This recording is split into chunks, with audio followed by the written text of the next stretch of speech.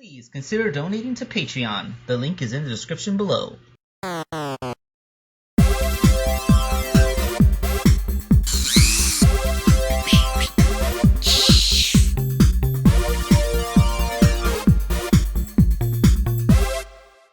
Alright folks, let's get started on Wake Angel 2001's next figure. It is a commission for Davin, another one of my more prolific customers, and it is Rotor. And not just any Rotor, the first post-Super Genesis Wave, the first post-Super Genesis Wave Freedom Fighter I've ever been commissioned to make. I am so surprised that Rotor's the first one that did this. I mean, I was so expecting that someone would get me to make a post-Super Genesis Wave Sally or Bunny or Antoine, but nope, Rotor was first. And I think in this commission stream, Rotor's the only one he asked for. Unless I'm mistaken. Oh well. Anyway, let's get to making the toy.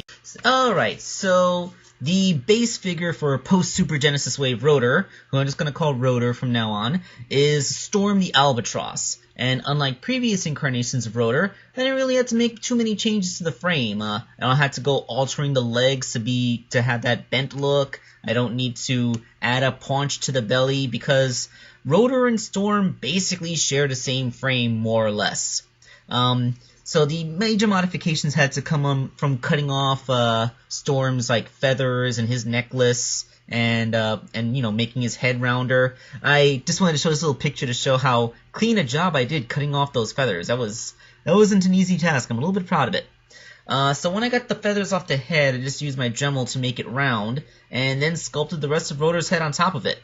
Storm's head is very flat, so this is almost like sculpting on top of a platform, and his protruding beak was a good measure for how far Rotor's lower lip would go.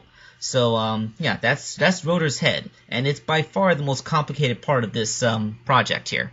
I didn't need to do much modification to the hands and feet. I put a couple of Sonic's buckles in the back of the hands because they look like the buckles on the gloves. I cut a little bit into the glove for that, you know, that split look. And it looks like Rotor's shoes have 2 toes in them, so I cut a little bit the toe of Storm's shoe to, you know, give him 2 toes. Then I just kind of reattached them to the arms and legs after a good repainting.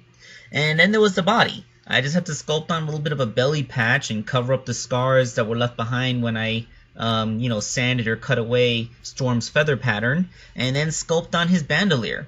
Unlike the regular Rotor, the bandolier only has 3 little pouches on one side, instead of being like an entire sash made out of pouches. Okay, so let's reassemble the figure and take a look at what he's like. And there he is! Rotor! Arms are a little bit long, but, you know, they're just Storm's arms. Can't really affect the length of them too much. But still, it kind of holds up. I mean, Rotor has pretty long arms and really short legs, so, you know, it works. Making a Rotor from a Storm totally works. So yeah, he still retains all of Storm's articulation, including a neck swivel. It's my second Rotor to have a neck swivel. I'm so happy about that.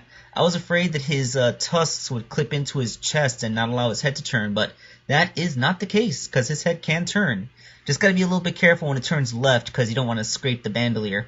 So yeah, that was post-Super Genesis Wave Rotor. I wonder how long it'll be before I make the rest of the Freedom Fighters in their post-Super Genesis form. Oh well, that's something to think about for next time. For now, Wake Angel 2001 is signing out.